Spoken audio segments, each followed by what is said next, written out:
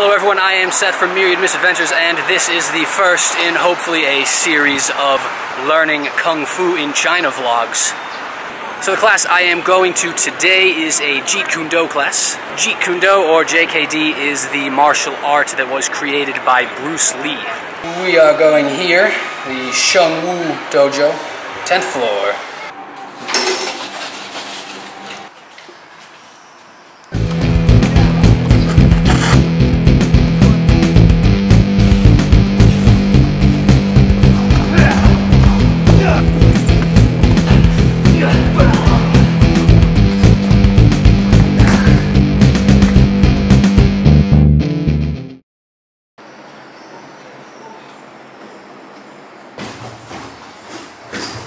Sorry about the terrible angle. I got that fixed in the second class.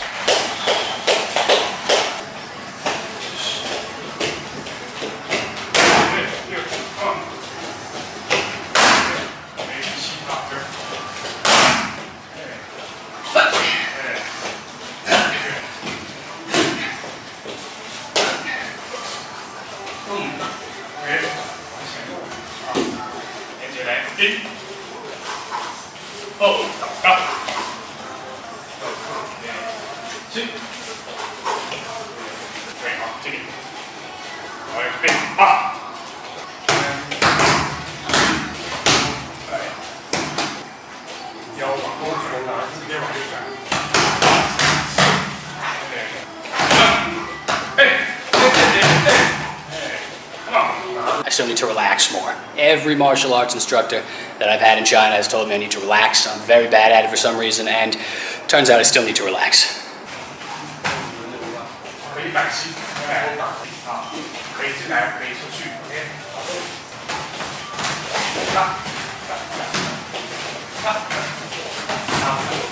So the first class was sort of boxing-esque. A lot of the stuff we did was sort of boxing-esque. We did a combo. We did jab, cross, and then front hook, and then back hook. We did that combo a lot, and it came off as a lot like boxing to me. Not exactly the same though. I've never done boxing, so this is all just my general understanding of it. I feel like a boxing stance is relatively straight, most of the weight on that front leg, and you're straight up, and the front leg is going to be the same as your weak hand. So my left hand is my weak hand, so I'm leading with both my left leg and my left hand. But the stance we were doing was sort of more sideways, and now I'm leading with my right leg, which is my strong side. So I've sort of switched from weak side leading to strong side leading, and gone from a sort of straight-on stance to a more sort of sideways stance. The techniques were a little bit different too. I feel like when you're boxing, a lot of the time you're not moving on that jab, you're just sort of rotating as you throw the jab. But what we were doing for that jab in that first JKD class is we were stepping as we threw that jab. That covers some distance so that you can come in with the cross after. Maybe if you actually study boxing, you do more movement on those jabs and those crosses, I'm not sure. The second part of that combo was the hooks, which were different than the hooks I'm used to. Usually when I've thrown hooks in the past, the hand is sideways, and it sort of comes across, sort of comes straight. So I'm throwing it this way, it's coming straight across. But the hooks that we were doing in class, first the fist was up as opposed to sideways, so it was up like this. And instead of coming sort of straight, unless I was doing it wrong, it was sort of coming farther out and then coming back. So instead of, I guess, hitting straight to the side of the head, it would be sort of coming and clocking them. I'm not entirely sure. My Chinese isn't great, so I have trouble asking questions. And because it was a little bit loopier like that, I was having a little bit of trouble judging distance, like when we were doing pad work. So normally with the kind of hook that I'm used to, I can judge the distance pretty well and get the pad. But with this one I was having a little bit more trouble because I sort of had to bring it out past the pad and then pull it back into the pad, and I had a lot of trouble judging that distance or that timing right. We also did a little bit of defensive work, sort of like turtling up, I guess. So if the other person comes in with a bunch of hits, just sort of pull the hands in, bring your arm down to block the body shots, up a little bit to block hook punches, and in front of you to block the jabs and the crosses. That seems to me to be maybe a good technique in boxing where you have big gloves on, because the size of the gloves means that the punch needs more space in order to connect. But I wonder if it's as useful in a real life situation, because if you're pulling your arms up like this isn't enough space probably for a boxing glove to get through if someone punches you, but it's probably enough space for a fist to get through. So you'd have to bring your hands way closer together to stop punches without a glove. And then I feel like that leaves the side of your head more open, and it completely covers your eyes. You can't see anything. Either way, as an emergency defensive move, it's probably not terrible. There's probably worse stuff, so worth learning. So that was mostly what we did the first class. There was obviously like warm-up stuff at the beginning. We did some kick practice up and down the floor, stuff like that. At the end, we did some conditioning. We did some stretching as well at the beginning. All in all, a pretty good first class back. There wasn't too much stuff. I didn't get overwhelmed or anything. Just a little bit of basics to sort of ease me back in.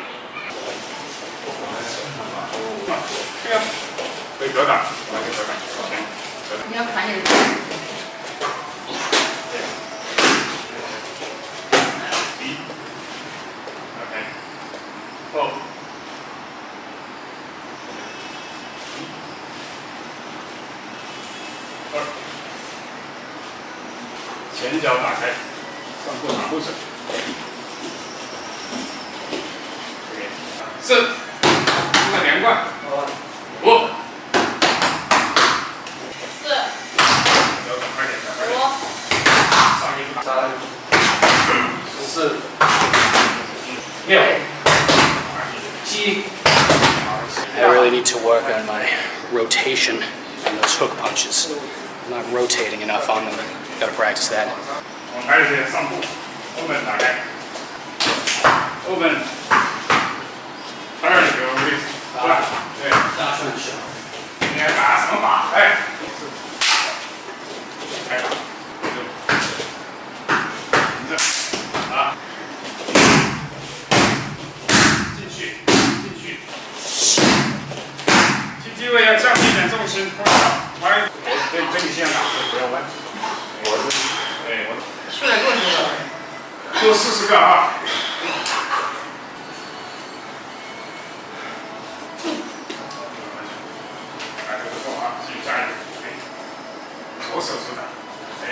The second class was a little more varied. Started out much the same as the first class. We did some warm-ups, we did some stretching, we did some line kicks. That seems to be how the instructor likes starting classes. When I went a little bit last year, that was usually how we started then too. Class started out similar to the first class, like a little bit of review with that same jab, cross, hook combo that we did in the first class. So we did a little bit of review for that. We paired up, we did some pad work with it. After some drills with that combo, jab, cross, hook, hook, he sort of split us into groups. He was working with the new guy, doing something, I'm not entirely sure what. And then two of the other students were doing a combo. I can't talk about it too much because that's not what he had me doing. Me and one of the other guys were doing some defenses that were very Wing Chun-esque. So the drill started, us in front of each other, both sort of squared up, arms in sort of a Wing Chun stance. I was doing sort of a Wing Chun style stance with most of my weight on the back leg. I'm not sure if that was correct, but I did a little bit of Wing Chun in the past, so that's just kind of what I defaulted to. And he didn't correct it, so I'm assuming that's probably what I was supposed to be doing. And then on the techniques, I was sort of stepping in. Not going in a straight line, I wasn't stepping straight forward, I was sort of stepping off at a slight angle. So then the two drills that we did were Pai Da and Lan Da, I think. Pai Shou is the first one, so you bring the backhand in, you sort of trap their hand, which is against yours, so that first hand can shoot forward. In our stance, one person would Pai Da, and then the other person would Pai Da. See if you could go quick, get the technique and the timing right.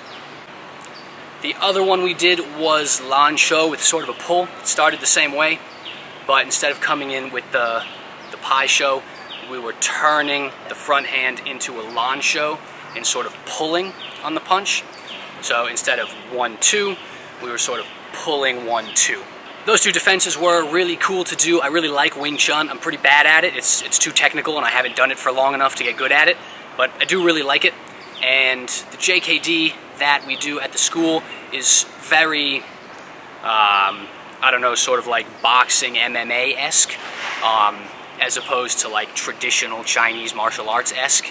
So doing the Wing Chun stuff gave it a very different sort of style to what we're normally doing in class, based on 2 classes. So it was cool to do something different like that.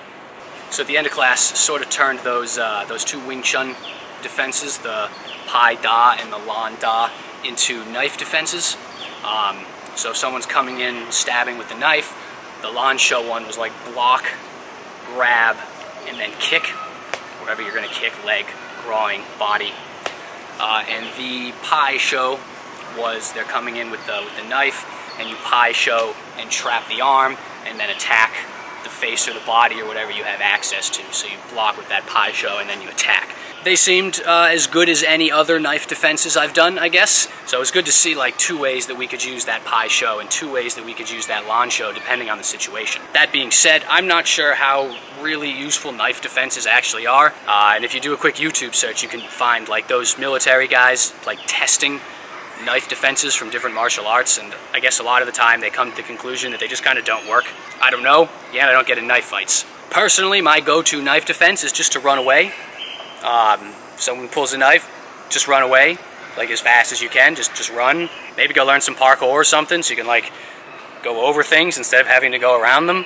But I suppose that learning some knife defenses is probably better than not learning any knife defenses, in case you get really, really unlucky and you find yourself in a situation where you can't run away. Even if the knife defenses only work like 2% of the time, I suppose that's better than 0% of the time if you haven't learned any. So I guess better safe than sorry, but probably run as your first option if it's available still. At the very end of the second class, after we did the knife defenses and stuff, we did a little bit of conditioning. We did some push-ups, we did some crunches. It wasn't a ton of conditioning or anything, but it was a little bit, and I feel like that's something that often gets overlooked in martial arts. I feel like conditioning, being strong, is very important in martial arts. A lot of martial artists might try to say that if your technique is right or something, you don't need to be as strong, or your angles or something, I don't know. I'm just not sure I agree with that. I feel like maybe that's true to a certain extent, but if you're also fit and strong, you're going to be doing a little better than that. It's better to be fit and strong and have proper technique than to have proper technique and not be fit and strong. Does that make sense? At the beginning, we did some warm-up to get our muscles warm. I guess that's why it's called a warm-up. So normally with this, the kind of cross I'm used to, or cross, it felt good to get repeatedly punched in the head again. No, wait, that's not right.